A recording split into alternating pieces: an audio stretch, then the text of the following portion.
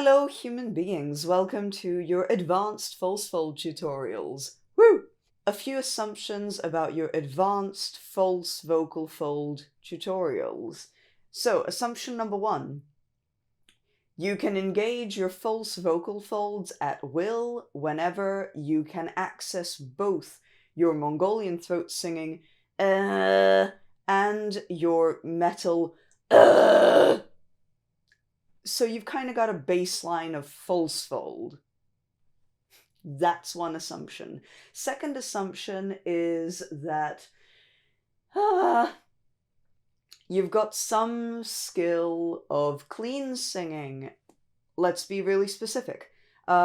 Skill in clean singing. What does it mean? It means, number 1, you can sing on pitch, mostly. Like, you've got, like, I don't know, 80-85% accuracy in your pitching skills. That's all I need for now. That's not true, I would like 100% accuracy, but whatever.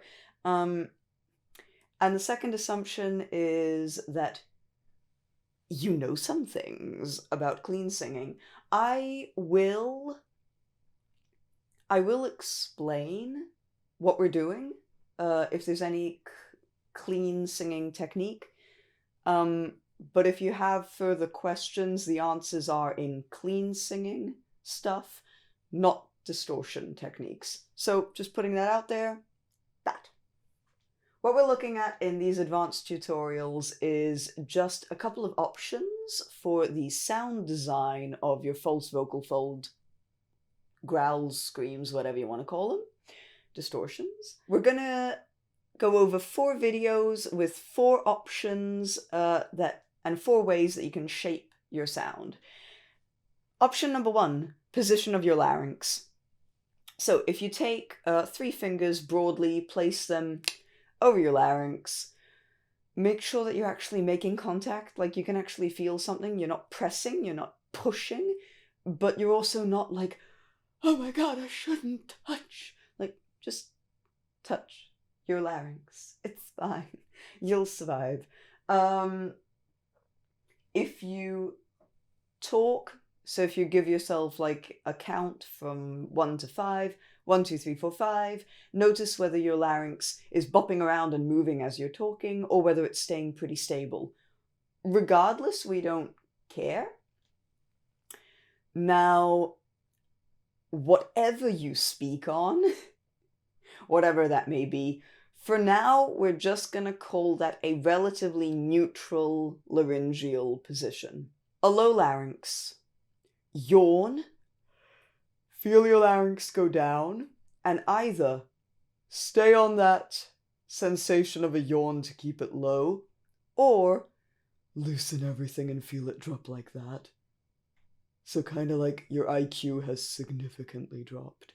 And give me a count from 1 to 5, like that. 1, 2, 3, 4, 5. Third option, high larynx. Swallow, feel your larynx go up. Right at the top of your swallow, you should be able to access a cartoon voice. You can either go through your swallow, focus on the top and keep it there, and hold it, or you can just go straight for a cartoonish, stupid voice. Think of a squeaky mouse. Again. Anything small, cute, stupid. If you're thinking of an animal and you're thinking of a small animal and you're like, I'm gonna be a tiny mouse, and you're like, I'm gonna be a tiny mouse. Great. Give that tiny mouse babies, and now be the babies. And now be even smaller. Like, make it as small as you can. Whenever it's not small enough, babies of that baby. Like, just go smaller. Russian doll it. Larynx is gonna lift. If you're down there, same thing. Larynx is gonna lift. You're still on the same pitch. You're still on your speaking pitch. You count 1, 2, 3, 4, 5. So now you should be able to do neutral, low, high larynx. 1, 2, 3, 4, 5. So you should be able to go 1, 2, 3, 4, 5. 1, 2, 3, 4, 5. 1, 2, 3, 4, 5. On the same pitch. And now you go up. You find your baseline falsetto false fold, ah, and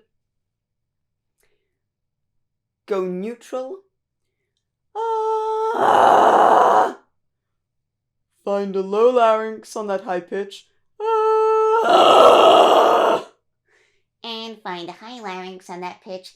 Ah! That. The more you get used to shifting your larynx around, the bigger a difference it'll make to your sound, and the easier it will be. As a general rule of thumb, this is going to be really grotesque, but on average, neutral laryngeal position is usually your mids. Low larynx position, very often your lows. High larynx position, very often your highs. Like, there are loads of singers who are just on the same pitch and are just shifting the position of their larynx alone and think that they're accessing other stuff, because it shifts the overtones. So in a way, they are accessing other pitches, but in terms of actual pitch, they're not. So that is your first thing to play around with. Ta-da! If you have any questions, write them in the comments below, and I will see you in the next video for other weird stuff that you can do with your false vocal folds.